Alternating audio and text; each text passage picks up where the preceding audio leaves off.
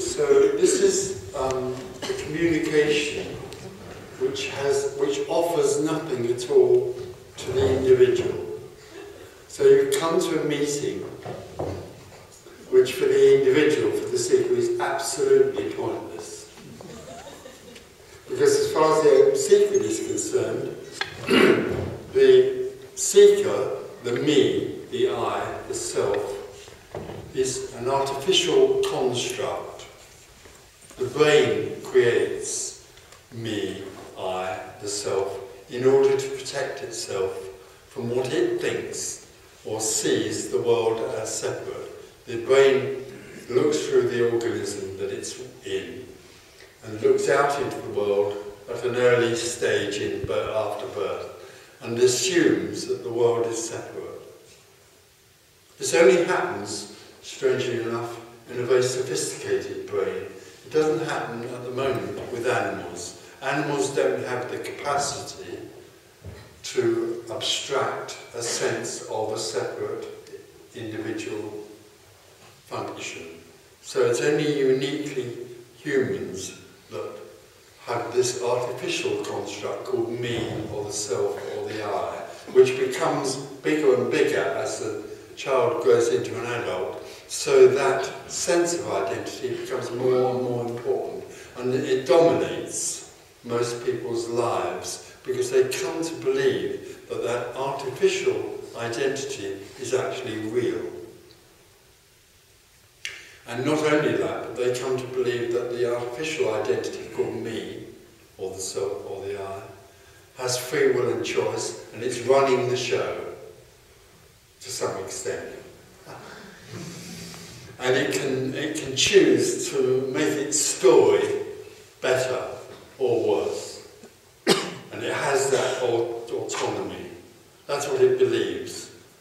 And so directly the identity is formed in the tiny child. The brain creates this artificial me to protect itself from what it thinks is a separate world.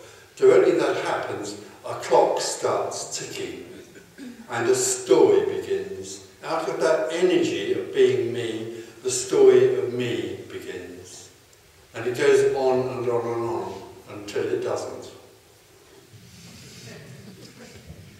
But the story is also an artificial construct.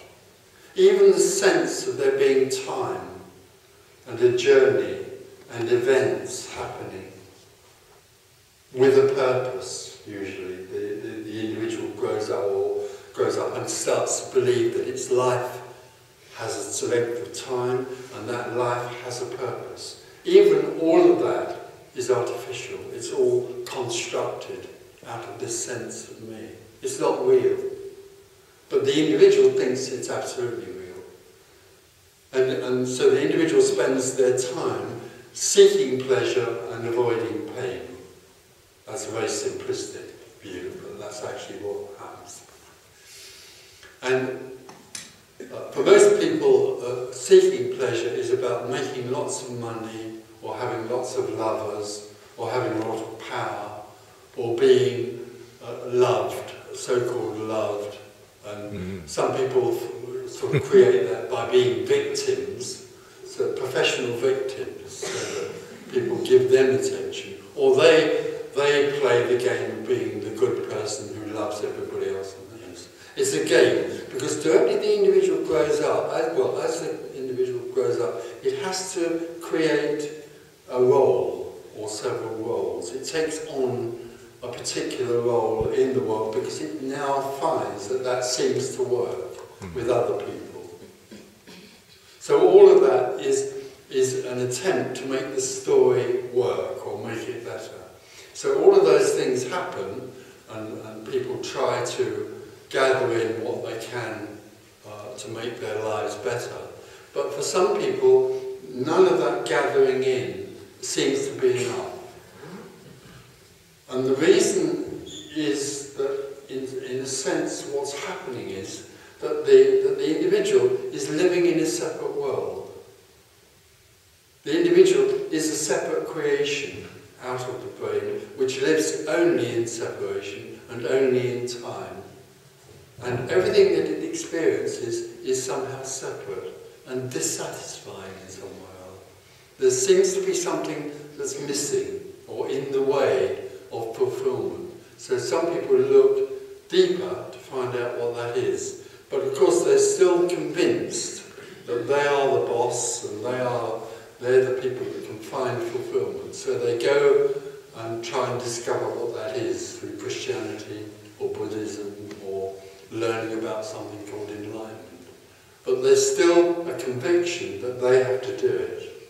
So what we're talking about here, what we're sharing here, is another possibility. It's a very radical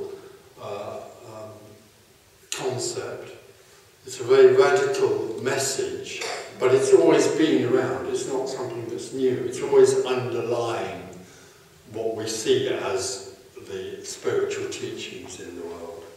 And what it is, the possibility that's being suggested is that there is no such thing as an individual. But actually the individual energy, the separate individual energy, is actually artificial. And it's inconstant. It comes and goes in the day. And every night when we go to sleep, in deep sleep, there is no separate individual. There is no me. There's nothing but what is. And so that construct of the individual, which is seems so powerful and so important, can begin to fall apart. It can crumble. That whole sense of being an individual can crumble. It's like what we're talking about here is a kind of death. It's a kind of end of really an illusory energy. So we can talk together in words about that. And we can talk about the ideas that are collected around the construct of me. Because there are ideas and beliefs that people form about who they are and what they're doing and where they can go. And it's possible here that whole construct might fall apart. Because, well, as I said at the beginning, this is a message not for the seeker. What happens here, if you listen to what's going on here, is that the seeking energy, the seeking need, is constantly starved here. It just isn't fed at all. The only answer you'll get to any question you ask, and this is nothing to do with this thing here, by the way. This is not my message. It's just coming out of nowhere. And what it does is, in response to any question at all, it continuously points back to the reality that all there is this. All there is what is. Just this. The infinite. All there is the infinite. This is the infinite. There's only the infinite. There's only the absolute.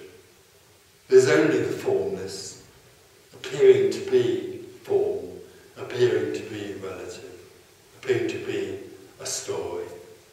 The story, the whole appearance of time, story, and the horizontal sense that seems to make is only an appearance. It's simply no thing appearing to be something.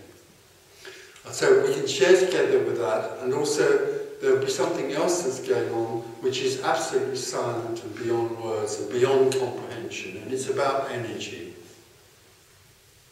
Separation, essentially, is a contracted energy. It's a tiny child, suddenly the energy, which is boundless, also can appear and seem to be contracted in the body. Suddenly there's something in here. When I was Tony Parsons,